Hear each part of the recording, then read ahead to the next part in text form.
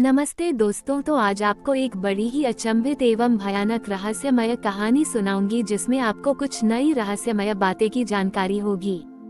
तो कृपा करके अभी चैनल को सब्सक्राइब कर ले। यह मेरा दूसरा नया चैनल है ताकि और भी रहस्यमय कहानी सबसे पहले आप तक पहुंचे। धन्यवाद। तो सुनिए। केदारनाथ की बर्फीली चोटियां हमेशा से एक रहस्य का पर्दा उड़े रही हैं, जहां सदियों पुराने राज बर्फ की खामोश चादर के नीचे दबे हैं। ये कहानी एक ऐसे पर्वतारोही की है जिसने अनजाने में उस प्राचीन पुकार को सुन लिया जो केवल उन लोगों को सुनाई देती है जो वास्तव में पहाड़ों की आत्मा को समझते हैं। राहुल, एक अनुभवी पर्वतारोही, हमेशा अपनी राह खुद बनाता था। उसे अज्ञात रास्तों पर चलने का जुनून था। इस बार उसका लक्ष्य केदारनाथ की एक ऐसी चोटी थी जिस पर किसी ने पहले चढ़ाई नहीं की थी। स्थानीय लोग उसे अनछुआ शिखर कहते थे। यह मई का महीना था जब बर्फ पिघलनी शुरू हो जाती है, लेकिन उस चोटी पर अभी भी बर्फीली हवाएं चलती थीं। अपनी चढ़ाई के तीसरे दिन एक अप्रत्याशित बर्फीले तूफान में फंसकर राहुल अपने रास्ते से भटक गया। बर्फ की चादर इतनी घनी थी कि कुछ भी दिखाई नहीं दे रहा था। घंटों बाद जब तूफान थमा तो राहुल ने खुद को एक अजीब जगह पर पाया। सामने एक विशालकाय हिमखंड था जो किसी पिरामिड की तरह खड़ा था और उसके केंद्र में एक अजीब सी नीली चमक थी। राहुल ने अपनी टॉर्च जलाई और हिम्मत करके उस चमक की ओर बढ़ा। जैसे ही वह करीब पहुंचा, उसे एक हल्की सी गुनगुनाहट सुनाई दी, जैसे हजारों साल पुरानी कोई धुन बर्फ के भीतर से आ रही हो। हिमखंड के बीचों बीच बर्फ की परत थोड़ी पतली थी और उसके पार राहुल ने कुछ देखा। वह का प्राचीन कलाकृति थी जो बर्फ में जमी थी। वह धातु की नहीं थी, बल्कि किसी पारदर्शी पत्थर से बनी थी और उसके अंदर से नीली रोशनी निकल रही थी। उस कलाकृति में अजीबोगरीब प्रतीक खुदे थे जो उसने पहले कभी नहीं देखे थे। राहुल ने कलाकृति को छूने की कोशिश की, लेकिन बर्फ बहुत ठंडी थी। तभी गुनगुनाहट तेज हुई और उसे लगा जैसे हिमखंड में हलचल हो रही हो। वो कुछ कदम पीछे हटा। देखते ही देखते हिमखंड के चारों ओर की बर्फ पिघलनी शुरू हो गई और एक अजीबोगरीब ऊर्जा हवा में तैरने लगी। नीली चमक और तेज हो गई और राहुल ने देखा कि कलाकृति के भीतर एक धुंधली सी आकृति बन रही है। आकृति धीरे धीरे स्पष्ट हुई। यह एक प्राचीन भिक्षु की थी जिसकी आंखें गहरी और शांत थीं। भिक्षु ने राहुल की ओर देखा और उसकी आंखों में एक ऐसी उदासी थी जो युगों पुरानी लग रही थी। राहुल के दिमाग में अचानक शब्दों की एक बाढ़ सी आ गई, जैसे कोई उससे बिना बोले बात कर रहा हो। ये हिमखंड, ये कलाकृति शिव की शक्ति का एक प्राचीन अंश है। हमने इसे यहाँ छिपाया था ताकि यह सही समय पर जागे, लेकिन समय अभी नहीं आया है। इसे जगाने का मतलब है प्रकृति के संतुलन को बिगाड़ना। भिक्षु की आकृति ने उसे एक अंतिम चेतावनी दी। तुमने इसकी पुकार सुनी है, क्योंकि तुम्हारे भीतर पहाड़ों के प्रति सच्चा सम्मान है। इसे किसी भी कीमत पर उजागर मत करना। इसे यहीं रहने दो ताकि केदारनाथ की पवित्रता बनी रहे। जैसे ही ये शब्द उसके मन में गूंजे, भिक्षु की आकृति फीकी पड़ने लगी और नीली चमक भी मंद हो गई।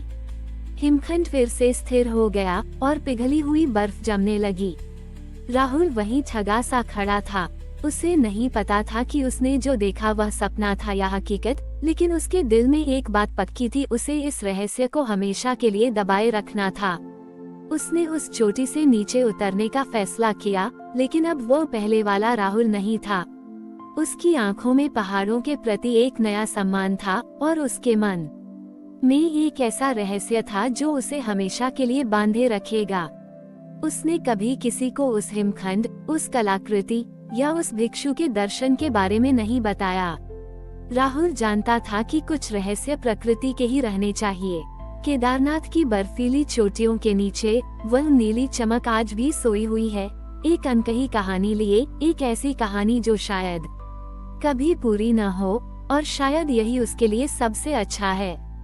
वर्षों बीत गए। राहुल ने पहाड़ों पर जाना कम कर दिया था, लेकिन केदारनाथ का वो हिमखंड उसके सपनों में अक्सर आता। नीली चमक और भिक्षु की शांत आंखें उसे आज भी साफ दिखती थीं। उसने अपनी जिंदगी बदल ली थी, एक शांत जीवन जी रहा था, लेकिन पहाड़ों की पुकार कभी कब बड़ी ही उसे बेचैन कर देती थी। 2013 का साल आया। केदारनाथ में भयंकर बाढ़ और भूस्खलन हुआ, जिसने सब कुछ तबाह कर दिया। खबरें देखकर राहुल का दिल दहल गया। उसे तुरंत उस हिमखंड की याद आई और भिक्षु की चेतावनी, प्रकृति के संतुलन को बिगाड़ना। क्या ये कलाकृति का असंतुलित होना था, या प्रकृति ने अपनी चेतावनी खुद ही दे दी थी? बचाव कार्य जोर शोर से चल रहा था, लेकिन राहुल को पता था कि कोई भी उस हिमखंड तक नहीं पहुंचेगा, खासकर उस अनछुए शिखर पर। लेकिन एक दिन उसने एक खबर पढ़ी। कुछ पर्वतारोहियों की एक टीम ने दावा किया था कि उन्होंने केदारनाथ के ऊपरी इलाकों में एक असामान्य नीली चमक देखी है, ठीक उस जगह जहां उसका हिमखंड था। खबर में ये भी कहा गया था कि कुछ वैज्ञानिक टीमें उस चमक की जांच करने की योजना बना रही थीं। राहुल के दिल की धड़कन बढ़ गई। उसे लगा जैसे भिक्षु की पुकार एक बार फिर उसे बुला रही है। अगर वह कलाकृति उजागर हो गई तो क्या होगा? क्या प्रकृति का विनाश और भी भयंकर रूप ले लेगा, या इस बार उसे बचाने का मौका मिलेगा? उसे पता था कि उसे फिर से पहाड़ों पर जाना होगा। ये सिर्फ एक पर्वतारोहण नहीं था, बल्कि एक जिम्मेदारी थी। उसे उस रहस्य की रक्षा करनी थी, जिसे उसने सालों से अपने भीतर छुपा रखा था। राहुल ने तुरंत केदारनाथ की यात्रा की योजना बनाई। उसने कुछ पुराने, भरोसेमंद पर्वतारोही दोस्तों से संपर्क किया, लेकिन उन्हें सिर्फ इतना बताया कि वह एक अज्ञात शिखर पर एक महत्वपूर्ण खोज के लिए जा रहा है। उसने हिमखंड के रहस्य का जिक्र नहीं किया। इस बार उसकी यात्रा पहले से कहीं अधिक कठिन थी। 2013 की आपदा ने रास्ते बदल दिए थे, कई पुल टूट गए थे और भूस्खलन ने नए खतरे पैदा कर दिए थे। जब राहुल और उसकी टीम आखिरकार अनछुए शिखर के पास पहुंचे, तो उन्होंने देखा कि वहां पहले से ही हलचल थी। कुछ वैज्ञानिकों की टीम ने उस हिमखंड के चारों ओर डेरा डाल रखा था। उनके पास आधुनिक उपकरण थे, जो हिमखंड की नीली चमक को मापने का प्रयास कर रहे थे। राहुल को गुस्सा आया, लेकिन उसने खुद को शांत रखा। वह जानता था कि सीधे टकराव से कुछ हासिल नहीं होगा। उसने अपनी टीम को आसपास के क्षेत्र का मुआयना करने भेजा, जबकि वह खुद हिमखंड के पास गया। वैज्ञानिकों में से एक, डॉक्टर सेन, जो एक प्रसिद्ध भूविज्ञानी थे, राहुल को देखकर थोड़ा हैरान हुए। आप यहाँ क्या कर रहे हो? डॉक्टर सेन ने पूछा। उनकी आवाज में संदेह था। मैं एक पर्वतारोही हूँ, राहुल ने शांत भाव से कहा। मैंने कई सालों पहले इस क्षेत्र की खोज की थी। मुझे उत्सुकता थी कि यहाँ क्या हो रहा है। डॉक्टर सेन ने उसे संदेह भरी नजरों से देखा, फिर हिमखंड की ओर इशारा करते हुए बोले, यह एक अभूतपूर्व खोज है। हमें लगता है कि यह हिमखंड किसी प्राचीन ऊर्जा स्रोत को छिपाए हुए है। इसकी शक्ति इतनी विशाल है कि यह पूरे क्षेत्र के मौसम और भूवैज्ञानिक गतिविधियों को प्रभावित कर सकती है। राहुल का दिल बैठ गया। वे ठीक वही कर रहे थे जिससे भिक्षु ने मना किया था। उसने देखा कि वैज्ञानिक एक बड़े ड्रिलिंग उपकरण को हिमखंड के पास लगा रहे थे। वे कलाकृति तक पहुंचना चाहते थे। राहुल जानता था कि उसके पास ज्यादा समय नहीं है। उसे किसी भी कीमत पर उन्हें रोकना होगा। रात हुई। राहुल ने देखा कि वैज्ञानिक उपकरण लगा रहे थे और अपनी शिफ्ट बदल रहे थे। उसे पता था कि यही उसका मौका है। ये सिर्फ पहाड़ों की रक्षा का सवाल नहीं था, बल्कि पूरे क्षेत्र के अस्तित्व का सवाल था। आधी रात का अभियान और एक अप्रत्याशित बाधा।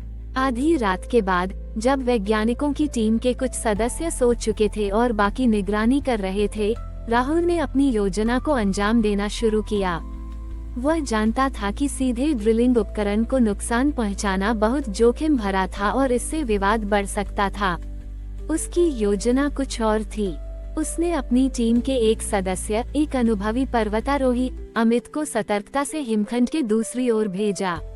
अमित का काम था ड्रिलिंग उपकरण के इलेक्ट्रॉनिक सिस्टम को अस्थायी रूप से निष्क्रिय करना, जिससे ड्रिलिंग रुक जाए। यह एक नाजुक काम था, जिसमें बहुत सटीकता और चुपचाप काम करने की जरूरत थी। राहुल खुद उस हिमखंड के करीब गया जहां नीली चमक अब और भी तीव्र हो गई थी। उसने देखा कि कलाकृति पर लगे प्रतीक अब और अधिक स्पष्ट दिखाई दे रहे थे, मानो वे जागृत हो रहे हों। उसे एक बार फिर उस प्राचीन गुनगुनाहट का अनुभव हुआ, जो अब एक चेतावनी भरी धुन में बदल गई थी। अचानक एक गार्ड ने आहट सुनी और अपनी टॉर्च राहुल की ओर घुमाई। राहुल तुरंत बर्फ में छिप गया, लेकिन गार्ड सतर्क हो गया था। ठीक उसी समय अमित ने अपना काम कर दिया। ड्रिलिंग उपकरण से एक तेज स्पार्क हुआ और फिर वह शांत हो गया। डॉक्टर सेन और बाकी वैज्ञानिक तुरंत अपने टेंट से बाहर भागे। क्या हुआ? उपकरण क्यों बंद हो गया? राहुल ने इस मौके का फायदा उठाया। जैसे ही वैज्ञानिकों का ध्यान उपकरण की ओर गया, राहुल तेजी से हिमखंड के पास पहुंचा। उसने देखा कि नीली कलाकृति अब और भी तेजी से चमक रही थी और उसके चारों ओर की बर्फ अब तेजी से छोटी ही घल रही थी। उसे लगा जैसे कलाकृति खुद बाहर आने के लिए बेताब हो। तभी हिमखंड से एक अज्ञात कंपन पैदा हुआ। जमीन हल्की हल्की हिलने लगी। यह कोई सामान्य भूकंप नहीं था, यह एक गहरी आंतरिक ऊर्जा का कंपन था। वैज्ञानिकों ने घबराकर एक दूसरे को देखा। डॉक्टर सेन चिल्लाए, जल्दी करो, हमें इसे स्थिर करना होगा, नहीं तो यह अनियंत्रित हो जाएगा। हमारी और भी आध्यात्मिक एवं अनोखी कहानियाँ देखने के लिए हमारे चैनल पर जाएं तथा धार्मिक एवं पौराणिक अनोखी कहानियाँ हमारे चैनल पर है, कृपया जाके देखें तथा हमारे चैनल को सब्सक्राइब करके रखें और वीडियो लाइक जरूर करें। धन्यवाद।